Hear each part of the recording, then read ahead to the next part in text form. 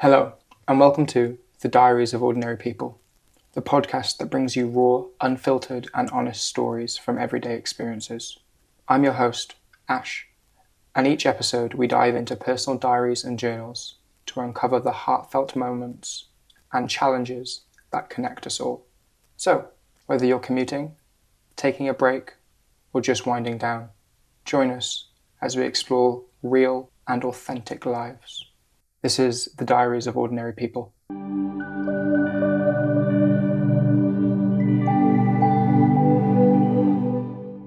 Hi Jamie, how are you doing? Yeah, good. How are you? Yeah, not bad. Thank you for coming and doing this. I really appreciate it. Not a problem. It's been a long time in the making. Yeah, definitely. You've got lots of stories to tell, I'm sure. Lots of stories, by Christ. Yeah. I wanted to kind of start with like a scope of like the past. What's your past 12 months been like? 12 months. We're on a staple point in our year now where we do kind of check in. We come camping for 2 weeks. And the place where I was at last year was a lot more difficult than it is this year. And the last year has kind of flown by, really. Changing jobs, in terms of to be better for mental health.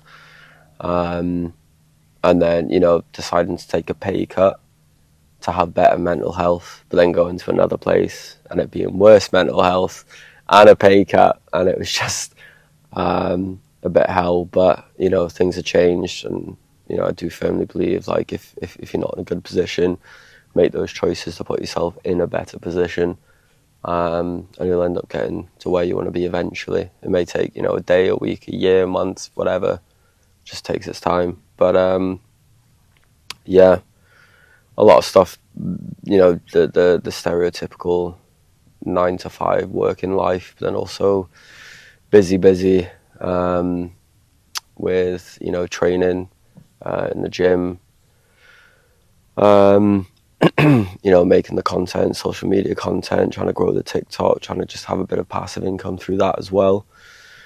Obviously one of the most important ones, looking after my son, trying to find time to really do stuff and kind of broaden his horizon and his knowledge as well.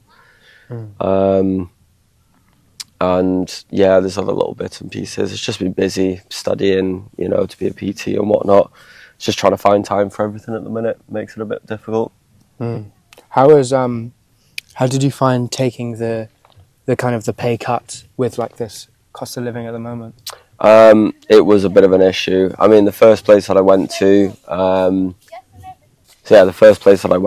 it was one of those like pipe dreams, like, it was in a bit of a, can we swear? Yeah. In a bit of a shit place. But, that's kind of like what I do, is take things from bad and make them better. For some reason I've got a good knack for that. The place that I was in, it was a shithole. And it was, like I said, living the pipe dream of, we will make it better, but from past experience where, there's only so much you can try before you've got to kind of like just cut ties and just realise that, maybe it's not going to get better and maybe it's time to move on to something different. So like financially at that point it was okay, but mentally it was not great. Moved on to another place, and that's when it was like, mentally it was fun. But financially it was a struggle. Like, I was eating into my savings, into my investments, just to make sure that I got by month to month. And now I've kind of like progressed from there in a short space of time. Actually, it was only 5 weeks going to that job, to a job in the same field, just to step up, better pay, more stability, that kind of thing. But yeah, I'm all right. I'm comfortable at the minute. You know what I mean? I've not got enough money to buy a fucking Lamborghini, but I've got enough money to pay my rent, my bills, and make sure there's food on the table. And I'm not worrying about if I'm going to have petrol or whether I'm going to be able to put £10 or if I can only afford £5 for gas or electric. You know what I mean? Yeah. Yeah. I mean, I think that's pretty rich to have those things, or to not have to worry about those things. Is a good place to be. How do you think like your son has being in your life has changed like you over the 6.5 years that you've had him? I mean, quite drastically actually. I think if it wasn't for my son, I wouldn't be in the UK. I wouldn't be doing what I do. I'd be traveling. I'd be, doing the whole. Again, I keep on saying pipe dream, but that I know a lot of people are actually living it. So, but yeah, I would have gone traveling and just kind of like taken as it comes. But because of having him, it's the stability for him and making sure that he's set up for his future. Part of it is selfish that, I mean, when I was working, first started in hospitality, started out as a bartender, minimum wage. At the time, I think it was like £7 odd for a 25-year-old. That was going back like 6-7 years ago now. And the way I looked at it was, if I'm working 40 hours a week in the same building, I may as well earn as much money as possible in those 40 hours. Which ended up kind of taking me up, progressing up the ladder. Through the company? Through the company, yeah. And then being, self-proclaimed but quite savvy in terms of being able to kind of read the room and what's going on around you. When it kind of got to the point where I didn't feel like I was progressing, it was time to move on to the next place, which was a really good choice at the time. Learned a hell of a lot in the next place. Both good and bad, but kind of gave me the skills and experience to be able to step up in another company. So now essentially, I'm running my own place based on the skills that I've got over the past sort of 7 years. So I'm in a good position, which means that Tommy's my son's in a steady position for the future. And it's just a case of building on this now and seeing where we can go to make it better and better. What specific skills do you think you gained in that first job that have really you've been able to use them to kind of push yourself further? First is perseverance, massively. You can go into 1,000 jobs and you're probably going to enjoy 5 of them. Yeah, to be fair, that's true. Yeah, perseverance. Like I said, you can go into 1,000 jobs and there's going to be 5 that you actually enjoy doing. So it's kind of like just taking the good with the bad and realising that, I have a firm thing in my head of bad times don't last. So even if it's a shit shift and you're getting absolutely fucking battered, 3 hours later, it's as if it never happened. It's just one of those, and having that mental resilience. So that's kind of like one of the base level skills. But then moving up then is a lot of kind of people management, learning how to be with people, how to treat people, how to, as bad as it sounds, manipulate sometimes to kind of get what you need and what you want, whether that's through incentivizing or through punishment. But yeah, I think people skills is what a lot of people lack in general life. Is knowing how to be with people, how to be around people, how to converse with people. But I think, when you kind of work your way up through management, it teaches you a lot of skills and you have a lot of experience dealing with people, be it guests or employees. And kind of you just adapt those skills based on those things then. And don't get me wrong, there's probably 1 or 2 people out there which are the absolute goats of people management, but you're never going to get it 100% right. There's always going to be things that could be better, but it's important to kind of have a baseline and a good understanding, which will help you out a lot in general life, I think. And knowing when to, like I said, give up. Not so much give up, but when to kind of slow down, and knowing when it's kind of like better to kind of cut the ties and move on to something else. Is a really important skill. What would you say for someone if someone listening to this is trying to learn people management skills or any kind of people management skills, what would you say the most important thing for them to start doing is? Talk to people. Okay.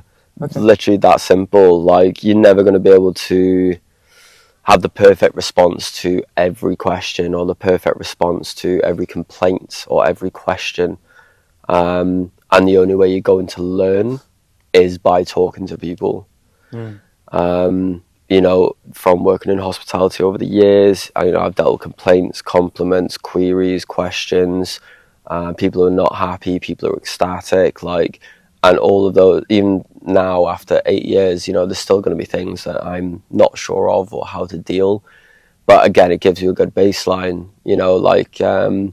Things happen sometimes that people are like, "Oh, I don't know how you kept so calm about that situation," and it's just a case of remembering, like, this person's paying for an experience. If we're not providing the experience, that's not their fault.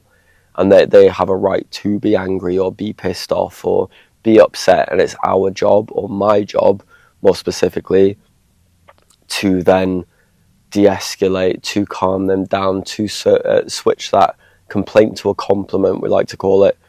It may not be that say initially they got some food that wasn't the best or it wasn't hot enough for them.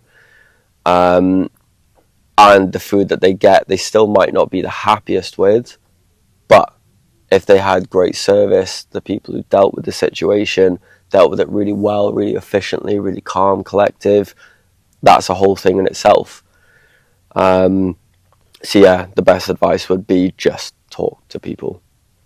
Biggest thing, anywhere, anytime. If you're chilling on a bench and someone sits 3 seats away from you, just smile and a nod. See if it entices conversation. If it does, great. If it doesn't, still just a friendly face then, Yeah. Do you think that rather you're going to stay working in kind of the hospitality side of the workforce? For me, no, that's not kind of the end goal. It's been great to kind of give me a bit of stability. I know hospitality is not the most stable of industries, but within management, it is pretty stable. Everywhere needs a manager. Yeah. Some places have, assistant manager, deputy manager, general manager. I've worked in places where they've had trainee assistant managers and senior assistant managers. So that's 5 managers in one place. So there's always going to be somewhere that needs a manager, and it's great to have like those transferable skills. So for me, it's a case of, like I said earlier, like I'm studying to be a personal trainer, which again is a lot about people and people management. Someone might not be happy with these services. You've got to get somebody into kind of your services first. How are you going to do that? By being unapproachable, by not talking to people. No, you're going to have to kind of market yourself. You're going to have conversations with people.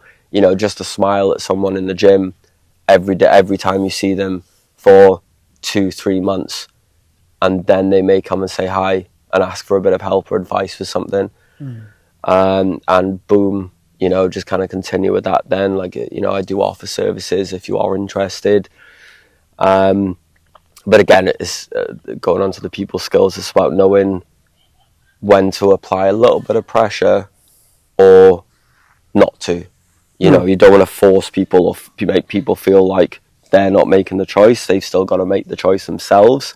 But it's how you go about doing it. So yeah, essentially, I think personal training is kind of like the goal, alongside with like the nutritional stuff.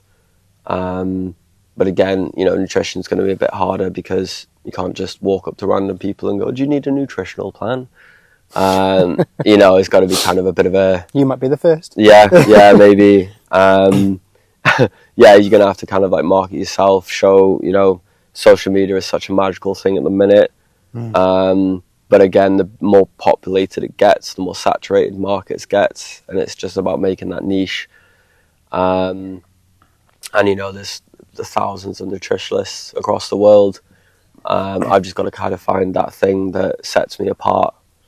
And a lot for me is, the skills that I've learned, my drive and passion and for fitness, and people's well-being, and just kind of move from there, really. I'm hearing a lot of people being a big focus, or like kind of groups or people, or your ability to communicate with people being a really big focus. Where's that kind of skill come from, or that want? It was never wanted to. It was never a case of I sat down one day and was like, yeah, I want to be good with people. It kind of derived from the dance career. naturally having a bubbly personality, and then going from the training to the teaching. You've got to learn people skills through the teaching.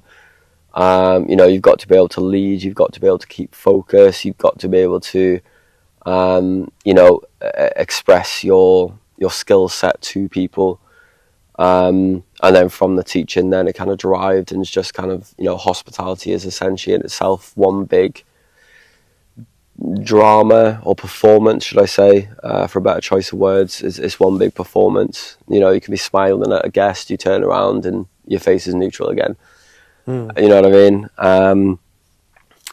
As we, have that thing of, you leave your problems at the door in hospitality, and you could be going through some absolute shit. But when you go into work, then you put on that face, you put on that smile, you put on that facade, and everything's okay. You're here to do a job. You're here to make other people's lives happy by providing them with that experience and that service that they're paying for and that they deserve. Especially with the cost of living crisis, if somebody's coming in and paying 30 quid for a meal and a drink, they've chosen you, and you need to make them worth it. Yeah, they are deserving of that service that they're paying for. Nice, I like that. So, have you danced for a long time, since like when you were tiny, or what? No, so it's very cliche, the whole step up to Oh yes, era back in the day. Man's doing ballet on the side. Yeah, again, it's that whole thing, in it, like that rough, tough street dancer who goes and does ballet. And when did you start dancing? How old were you? So I started when I was 15, actually. Oh wow, okay. Yeah, I started when I was 15. Obviously, like I said, watched the films, looked about for a dance school, started learning, and it just kind of went from there. Then, passion for it. I've taught all over the UK. I've competed all over the UK, and Ireland as well. I've never been abroad with it, but obviously it's allowed me to meet a lot of people. Like, it was a good segment, or a good kind of part of my life. And again, a lot of those skills dealing with people come into play. Especially when you're judging and people are unhappy with how you've done stuff. It's how to de-escalate situations. But 15 I started. Then I went to college, studied BTEC Performing Arts, went on to do dance A-levels, which, obviously all of that was completely out of my comfort zone. I don't sing, don't really act. It was only dancing. I just wanted to go and enhance my dance skills. But, at the start, it was a case of just pretending to be a tree. When it's Nice. Yeah. First a tree, then a boulder, then lie on the floor and pretend you're melting into. It was a different concept. But it really helped enhance the skill set then through contemporary, ballet, jazz, bit of tap here and there. And then was teaching for a while, and then kind of quote open bracket, real life, close bracket takes over. And then you've got bills to pay, you've got rent to pay, gas, electric to pay for, fuel to pay for, and it's it is a rocky industry. It comes at you quick, doesn't it? Yeah. And you've got to be prepared for it, or have something kind of set up in place for when you are put in that position. You said you started at 15, right? Yeah. So what happened before you were 15? Are you still in Swansea? No, so before I was 15, I was living up in Preston, North England. Was that with your family? Northwest, yeah. So my dad and my stepmom, 2 sisters, and my brother. Was born in Swansea, moved up to Liverpool when I was 4. That's when when my dad met my stepmom through the old school teletext. Remember the press the red button? Yeah, so my dad met my stepmom through that. They had dating. It's the old school Tinder. Yeah. Instead of swiping on a phone, you press the red button on the remote control. But yeah, he met, and my stepmom was from up north, from Preston, but was working in the Royal Liverpool Hospital at the time. So we ended up moving up there to live with her, and then she wanted to be closer to her family, so we ended up moving up to Preston then. It's about 40 minutes away from Liverpool. And that was when I was 9, so I was in Preston then for 6 years, and then moved back down to live with my biological mother when I was 15. And she turned out to be a bit of a bad word, shall we say. Kicked me out when I was 16. And yeah, here we are now. And that's how you met down. Mm-hmm. I see. Yeah. So what's your first memory then? Your first kind of cluster of memories? I don't know if it's because I've been told the story so many times, but I have a vague memory. I used to live in a place in Swansea called Birch Grove. And I remember my dad got stuck in the toilet. So I must have only been, 2-3 years old at the time. My dad got stuck in the toilet. So I thought it was a good idea to try and climb out the bedroom window, climb down the drain pipe, and go and knock my neighbour's door to come for help. Only my shoelace got stuck on the window frame, and I went head first out of the window. No. Yeah. And I seem to remember the inside of the house, like the downstairs part, where my dad was stuck in the toilet, but I can't remember the rest of it. I remember the hole in the bathroom door after he booted it out when he heard me falling from the window. One or two little memories from way back then.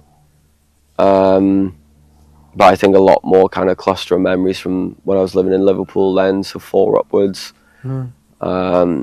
Liverpool. Yeah, saying that, it's like, I remember even way back then we used to we used to live on a terrace, and they used to have like the old school, like they had alleyways, but like authentic alleyways, like between your house and the houses behind you.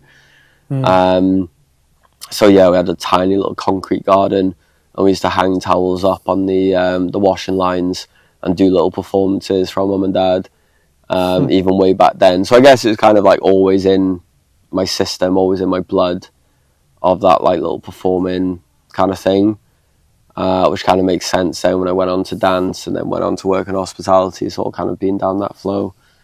But yeah, remember a lot from Liverpool. Some things good, some things not so good. Some naughty things as well from when I was a kid, like robbing sweets and other things. So obviously you still have the passion for performing. Yeah. Is there any other passions you still have from like your younger years?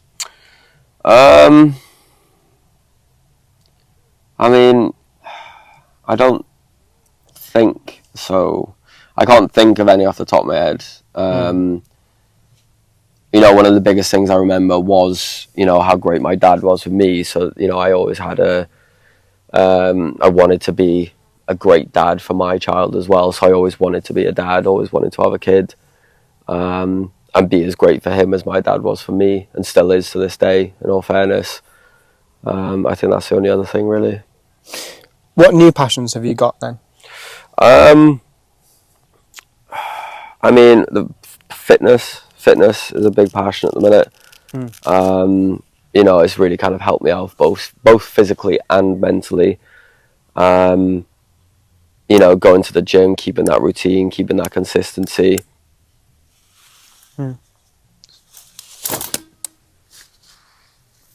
Has kind of really helped. It's been 3 years that I've been going to the gym, and there's been phases where it's been on and off. But all in all, like, the drive's always been there. And kind of the past sort of 6 months to a year has been where I've really kind of like delved into it. And I know they always say just because you have a passion for fitness doesn't mean you need to be a personal trainer. But no, it is legit. Words to live by. Yeah. Just because you enjoy fitness doesn't, everybody enjoys food, doesn't mean you should go and try and be a fucking chef. Touche. And it works, because the last thing you want is for somebody to be a personal trainer, but it goes back to the whole people. Could be a great fitness person, could be competing, British, IBF, or whatever it is, pro, have a physique of a fucking Greek god, but when it can't comes, talk to people. Can't talk to people, don't know how to kind of break things down or explain things properly, or know how to talk to people and kind of like deal with people with different abilities, different strengths. So I do definitely get the saying, and I think that's what's kind of going to help me a lot is the people skills. Again, it all goes back to the people skills, like knowing how to be with people, how to approach people, how to be soft, how to be hard on them, how to, you know, kind of adapt, whether they're telling me they need to adapt or not, being able to read people's body languages and, you know, both verbal and non-verbal communication. So yeah, big passion for fitness at the minute. Also, sorry, go on. Where do you see your next 12 months going if you're really focused on that fitness? Yeah, so I think I've just finished the level 2 in gym instruction, which means that you can essentially teach classes in the gym, you can do inductions in the gym. However, in the industry, just because you have a level 2, that a lot of places still won't hire you just because you've got a level 2. Okay.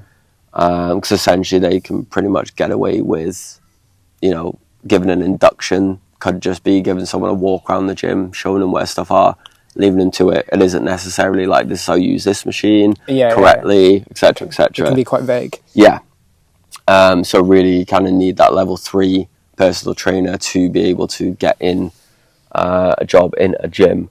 But that's where I kind of think my game plan of doing the level 4 nutrition first.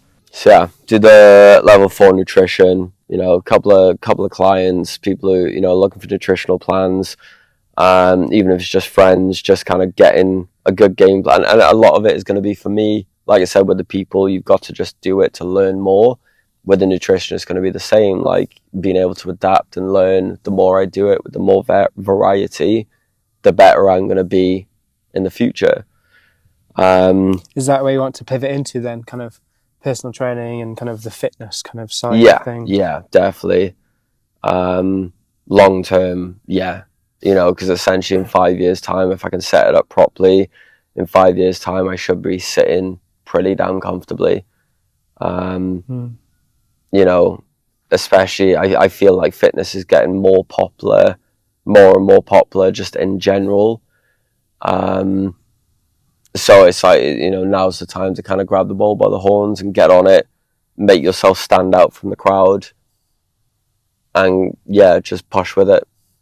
What do you think your fundamental core values are?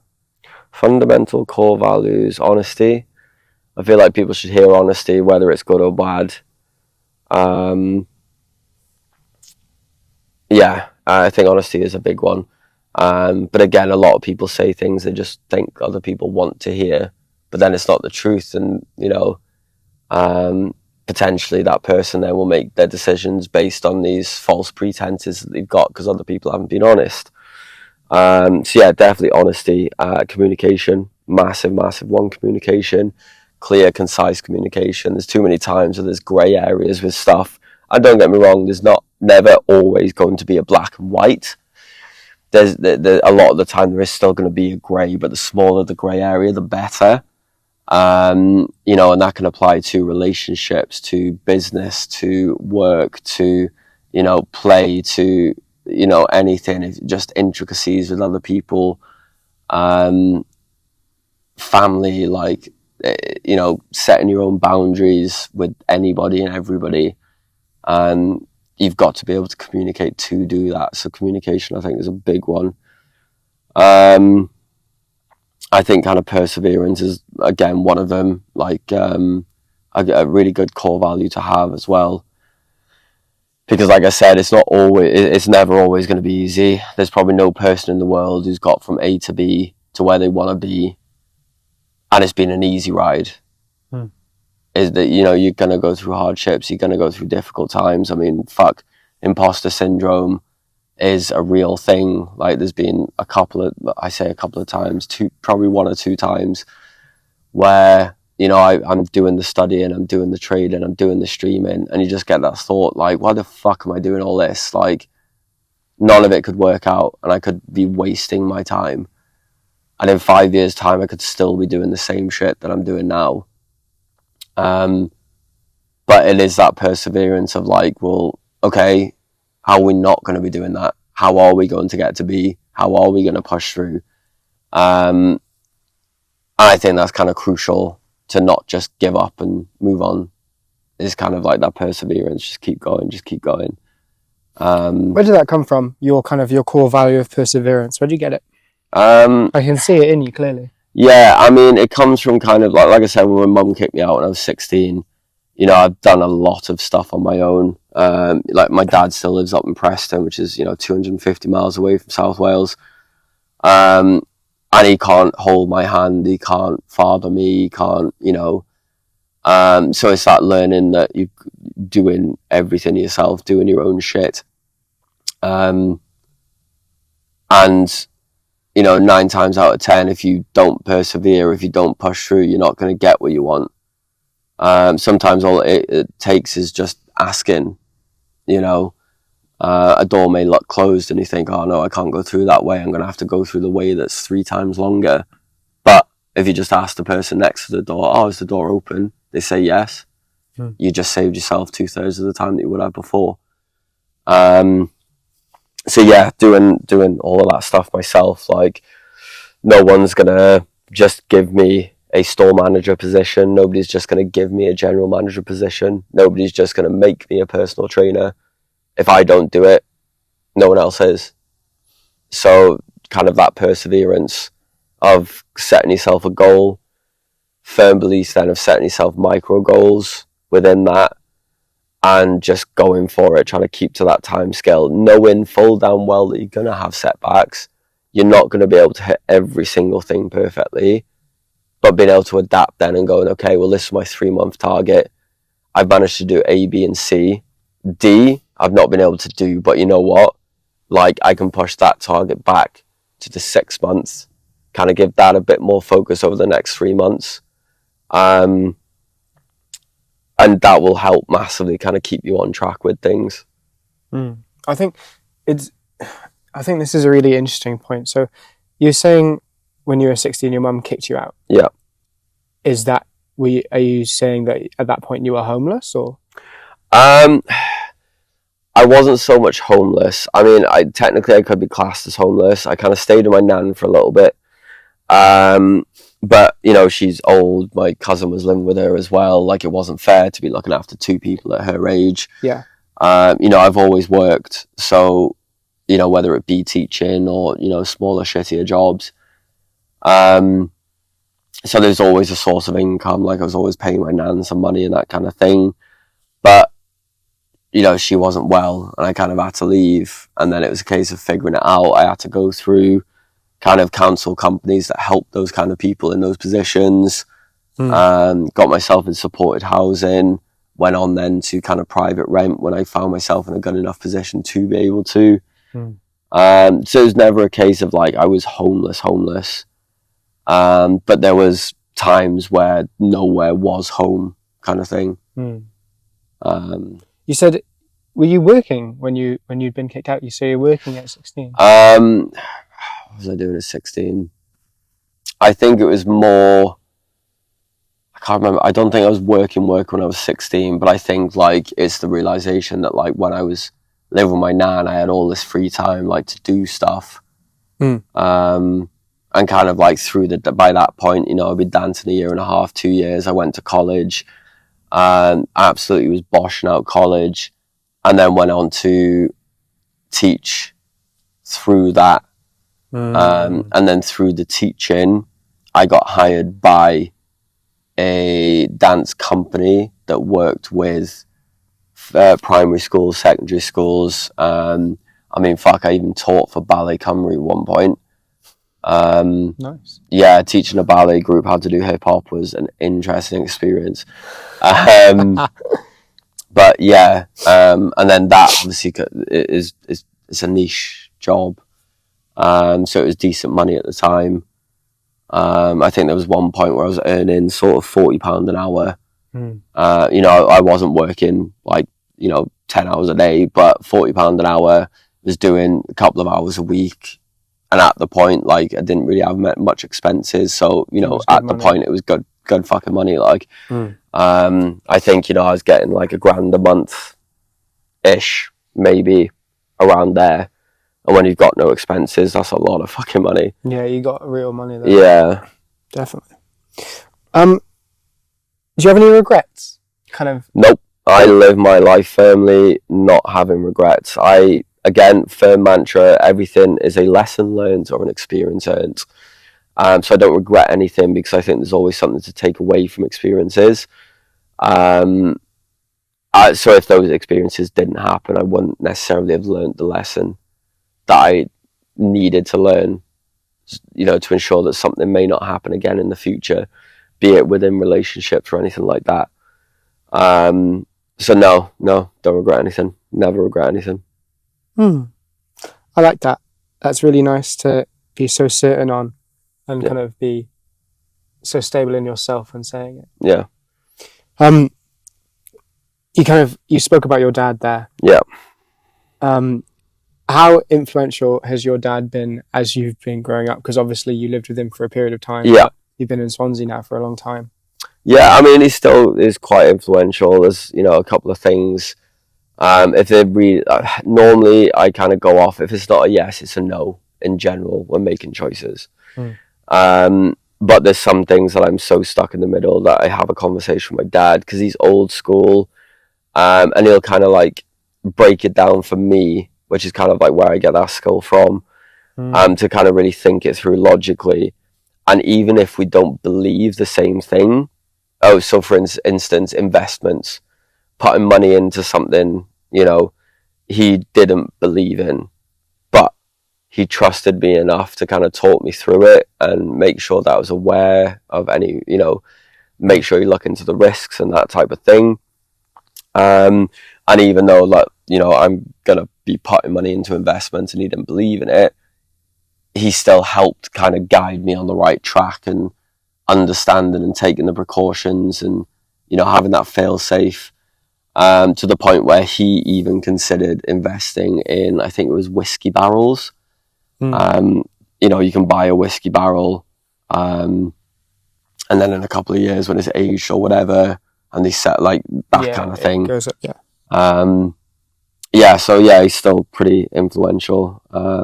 A lot of emotional choices, if I've got to make them, I'll ring my dad and talk to my dad through it first. Because he sees from an outside perspective, it's helpful. But then sometimes it can have the adverse effect where he gets really angry about it. And then I'm like, actually, you know what? It's not that big of a deal. And you don't need to get really angry about it. So even though like it's the adverse effect, it still kind of helps massively. What was the last thing you phoned him for? In all honesty, no, it's fine. In all honesty, it was to borrow £60, because my pay had changed. All my direct debits still go out on the first of the month, and I get paid now every 4 weeks. So it was a case of like I was getting paid on like the 6th of the month. So I had all of these bills going out at the start of the month. My bank was in £60 overdrawn, and it was a case of like just borrowing 60 quid until payday, and then I'd send it back to him. But yeah, that was the last phone call that I had with him. Fair enough. yeah, standard father-son shit. So you were saying earlier you see yourself, hopefully in kind of 5 years' time, you see yourself being in a very stable position with like the fitness and the kind of like the PTing and that kind of stuff. Yeah. What are the steps you need to take to get there? Tell me your plan.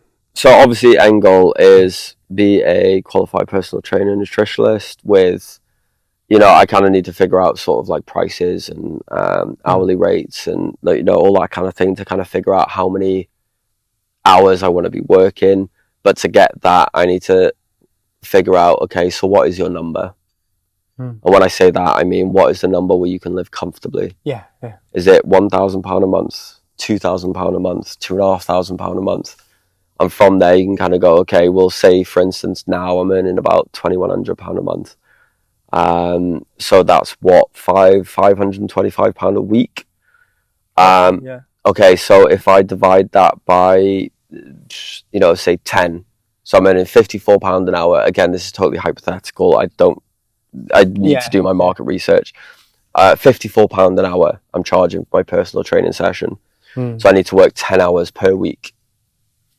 I mean, is that 10 different clients? Is that one client 5 times a week and another client 5 times a week to make the 10 hours? So that's 2 clients a day for 2 hours, which means that I've then essentially got, let's say, 6 to 8 hours a day where I can do other things, and I can still free in commerce, and I can still live comfortably. So that's one of the first big things, is kind of figuring that out. And then it's a case of like working backwards. Maybe, I mean, it's kind of like, how are we going to get from A to B? So from here, I need to obviously get the qualifications first of all to make sure that I can do it safely, and and follow the correct procedures and whatnot. So qualifications. To get the qualifications, I need to study.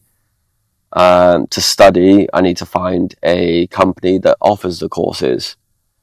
And then from there, it's a case of like, okay, well, can one company offer several courses? Can they do a package deal, do a bundle? So I emailed one company and I managed to get a good deal. I think it was £2,000 for level 2 in gym instruction, level 3 personal training, level 4 nutrition, and GP referrals. So 4 different qualifications for £2,000. So it's going to be get the qualifications. While I'm getting those qualifications, I need to make myself a bit better known within the fitness community.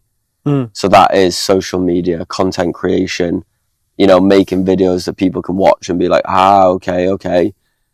Which is kind of like what a big focus is for me at the moment. And also then, just generally being a bit friendlier in the gym, having more conversations with people when I can. And then from there, again, like I said, get the qualifications. Hopefully by that point, I've got, a bit of a base of people that I know, that I talk to within the fitness industry. And then it's kind of like, right, how do I now market myself? How can I make myself stand out from the rest of the crowd? I've thought about it. There's one guy on TikTok that is the fucking wolf or something. I think I can't remember where he's from. But every video he starts out with like, do you want to get more pumped than your dad's blow up sex doll? And all that, just things like that immediately grab your attention. Yeah. And I'm like, that's great. That's really good for social media. But a certain type of clientele aren't going to like that kind of thing. It seems like a younger audience. Yeah. Yeah. So it's kind of like figuring out that niche of how I'm going to market myself. What kind of market do I want to go for? Is it going to be the younger crowd? Probably not, because younger people stereotypically don't have the money to pay for a personal trainer. Yep. Middle-aged people, okay, but they don't use social media as much. Yeah. So it's going to be a bit harder to kind of get yourself out there to them, which means, do I need to start doing more in person? Do I need to, how do I go about doing this? At this stage, I don't kind of have all the answers, but it's, the joy of the journey is figuring it all out, trying different things. And again, the perseverance of like, well, that hasn't worked. Okay, well, what else can we try? What's next? And yeah, there's some ideas, there's some things to explore further down the line, to kind of give myself a bit of a niche. But first of all, I need to get the qualifications, make sure that I'm studying, and I want to be the best at what I do, kind of thing. Am I going to have the best physique ever? No. I mean, fuck, you see Chris Seabohm and that kind of thing. Like, I'm never going to have a physique like that. I'm very real in the sense of like, don't over challenge, I think, is a good and a bad way of looking at it. Like, realistic goals, sorry, that's it. Realistic goals. In 5 years' time, unless I take steroids, I'm not gonna be fucking massive, jacked, fucking veins popping, like, you know, traps the size of fucking Arnold Schwarzenegger's, like, but I could be a athletic physiqued, well-spoken, good with people personal trainer, which I think is a perfectly reasonable and achievable and attainable thing. So it's just kind of figuring out now, how do I go about that? What's the next steps? Yeah, just right now it is just kind of like marketing and getting the social media content, social media awareness a little bit while studying, and then go from there. You seem very focused on the go aspect of things. Yeah. Do you ever slow down? Nope. I think every single day of my week is pretty much planned out, except for a Sunday evening where I give myself an either or. Either I can stream, you know, to the on TikTok to the community, which is like down the gaming route of things, which is, you know, again, a bit of passive income. It's fun, it's sociable. Or Sunday night is my night to spend time with someone if I wish, or kind of just sit back and relax. But normally if it's not spending time with someone, then I'm going to be streaming, because if I'm on my own and if I'm just going to be sitting there watching TV, well, I may as well be doing something to kind of better myself or my situation, you know what I mean? So yeah, it is difficult to slow down. What are you scared of happening if you do slow down? Not being able to pick back up. Momentum's a massive thing in everything. And, you know, I've spent the past sort of like 4, 5, 6 years kind of gaining this momentum. And I'm scared that if I do slow down, the momentum's going to slow down, and maybe the imposter syndrome will get too much for me. And maybe I'll feel like, you know what, I actually can't do this and fuck it all off. And that's the last thing I want to do. Like I said, the integrity, like I want to be able to get to B. And if that means that I've got to be go for the next 3 years, 5 years, 10 years, then so be it. But it just means that I've got to make sure that I get to where I want to be, because I don't want to look back in 10 years and think, fuck, I've just been non-stop the past 10 years, kind of missed out on all these experiences, or whatever, to get to somewhere that I'm nowhere near. You know what I mean? That's really powerful to think about it like that. Yeah. I also I struggle to turn off as well, so I kind of do get the feeling of just wanting to continuously get to that place. Or I kind of see it as always moving my goalposts almost. Yeah. And like for you, I see it being in 5 years you'll get to where you need to be, or where you want to be right now. Yeah. And in 5 years when you get there, you'll go, oh, I can actually be at this point in a year, or at this point in 2 years. Yeah, I mean, it's kind of like I don't want to keep moving it. I want it to get to a point where I'm in a good enough place where, you know, if I want to take a month off to take my son to, I don't know, fuck it in Thailand, then I can. Yeah. Or, you know, if Tommy wants to go traveling with his friends, you know, there's a lot of traveling kind of based, like I've never been abroad and I want to, and right now I can't because of how busy I am, because of my son, like, and I get, oh yeah, you could just go somewhere for a couple of days, but it's like, no, I want to be able to experience places, which means I need to spend a month, 2 months, 3 months in these places. But to be able to do that, I need to set myself up and be in a good enough position to be able to do that. So, you know, even if it's like, you know, the passive income side of things, if I got, you know, things going on, I'm still getting money even while I'm away traveling, you know, that's it. That's kind of like where it needs to be. I don't want to be in a fuck off 10-bedroom mansion with 16 acres of land. I didn't even know how much an acre is, but you know what I mean. It just seems like a big area of space. But yeah, I don't need a mansion. I don't need a fucking Lamborghini. I would like a Lamborghini Urus, but you know, you don't need it. Yeah, I don't need it. But if I could, fine. yeah. But if I could be in a position where, you know, I got a modest, you know, 3-bed house, and I can go traveling. I could take, 2-3 months out of the year to go traveling and experience different things.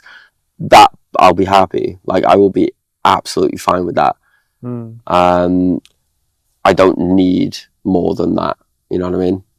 I get the kind of like the FIRE vibe off you, the financial independence, retire early. Yeah. Is that kind of on your brain at the moment? Yeah. And I mean, it's not even necessarily retire early. Like, I'm happy to keep working for the next 10, 20, 30 years, but I need it to be something that I enjoy, that I am passionate about, to keep the drive, to keep the momentum. Like, I always like to be better. But I need to have that passion to have that fire to keep burning. So yeah, it's not a case of like I necessarily have to retire early or have to be financially free. I'm okay with still working, but I just want to be able to do it on my terms, as opposed to, you work Monday to Friday, 9 till 5. You go out and have a drink on a Friday. You have a bev with somebody on a Saturday. You spend Sunday wishing you didn't have to go back to work on the Monday, and then you do it all over again. That's just not me, and that's just not where I want to be. I want Tommy to be able to look up and see his dad doing something that he enjoys, because that essentially will make a happier environment for him in general. Yeah. So, yeah. Is Tommy happy? Yeah. I mean, he's not sad. No, he is happy. It's because he's got global learning difficulties. A lot of stuff I find to struggle with. Is it that it's because of difficulties, or he's, as with every kid in this day and age, he loves technology. I'm an avid PC gamer, TikTok streamer, so that's like a portion of my life. And because Tommy loves playing games, he did always used to just play in the tablet.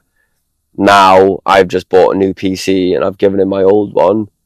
So if I'm on the PC editing videos, playing games or whatever, he's next to me playing games on his computer. It's little things like that and little moments like that like, as a dad, it, like, makes me happy. When I pick him up from school and he's like, "Oh, can we go home and play on the computer?" I'm like, "Yeah, let's go." Then we go home and I switch his computer on, or he switches it on, and I'm busy doing dad stuff like washing, or like adult stuff like washing and bins. And then he comes and grabs my hand and goes, "Come with me." And we go upstairs and he taps my chair and goes, "Sit down." And I'm like, "Yes, sir. Yes, sir." And he's like, "You play on your computer, I'll play on my computer." I'm like, "Okay, absolutely. Like, if you want me to, that's fine." But he's very much like me in that sense of like, we don't necessarily need to be doing something together, just in the general vicinity of each other he likes. So whether, he's sort of watching YouTube on his tablet downstairs, he likes me to kind of be on the sofa in the vicinity with him, while we're watching stuff, while he's watching his stuff and I'm watching my stuff. So yeah, I mean, I think he's happy. I think he's healthy. And are you happy? Don't really think about it. Don't really think too much. It's not about so much me being happy right now. Do I wish that I could be in that place now? Yes, it would make me a lot happier if I was there now, but I'm not, and I'm fine with that. And I know it's going to take work and perseverance to get there, and eventually I'll be in a position where I can be like, "Fuck, okay, now it's time to kind of relax and enjoy life," so to speak. Are you really running with that delayed gratification? Yeah. It is ultimately the case. In sort of 5 to 10 years' time, I want to be in a position where I can be like, "Yeah, it all paid off eventually." Well, I don't doubt for a second you won't get there. Yeah. I have full faith in you. Hopefully. Thank you, Jamie. I really appreciate that. No problem at all. Thank you.